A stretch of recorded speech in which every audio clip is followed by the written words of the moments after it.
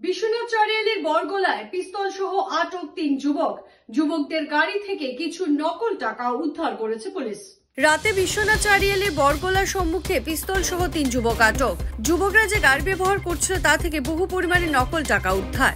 একটি গাড়িতে বিশ্বনাথ ঘাট থেকে আসছিল 3 যুবক। একজনের ঘর মেঘালয়ে, বাকি দুজন তেজপুরের বলে জানা গেছে।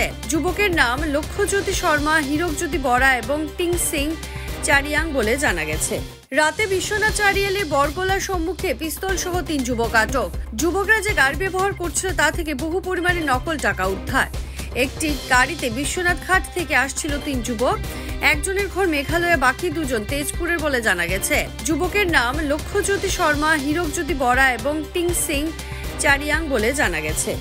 যে কোনো খবরের জন্য যোগাযোগ করুন 7099017330 এবং 7099017110 নম্বরে।